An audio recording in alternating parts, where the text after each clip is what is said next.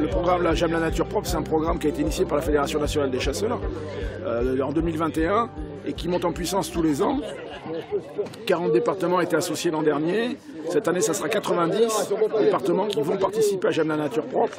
L'an dernier, c'est près de 100 smirmorques, 10 000 m3 de déchets qui ont été récupérés. Donc on espère effectivement décupler ce programme. C'est un programme qui rentre dans le cadre de l'amélioration de la biodiversité parce qu'à chaque fois qu'on élimine des déchets, bien évidemment, on améliore l'environnement. Et c'est important pour les chasseurs de montrer que sont associés toutes les mairies, tous les membres qui veulent se joindre à nous, des clubs d'utilisateurs de la nature. Donc tous ces acteurs qui utilisent la nature sont concernés, sont préoccupés de l'environnement, de la biodiversité et de la propreté des espaces que l'on utilise. Il y a un pilotage national au niveau de la fédération nationale et ensuite les fédérations sont les pilotes locaux, mais on s'appuie sur les mairies qui sont partenaires du projet.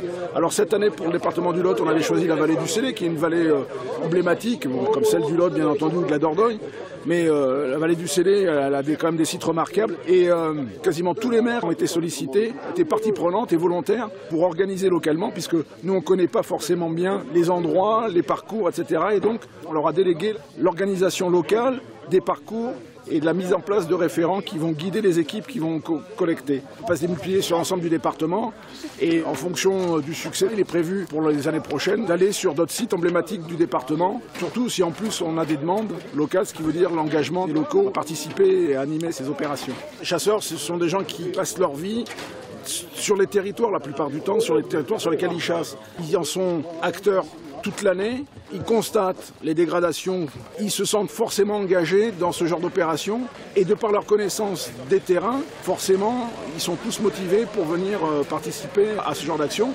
Et toutes les sociétés de chasse des communes concernées, voire même d'autres communes, participent à l'opération d'aujourd'hui. C'est une vraie opportunité d'aller nettoyer des endroits qui sont moins accessibles ou que les randonneurs voient parfois, mais ne pourraient se permettre d'enlever tout seul.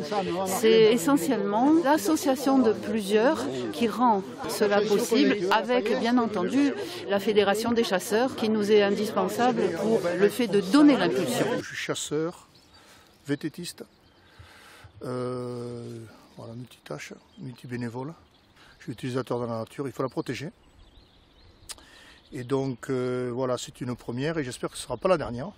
Et l'année prochaine, on fera beaucoup mieux. On va essayer mon association va essayer de faire grandir le groupe parce qu'on est une quarantaine de membres.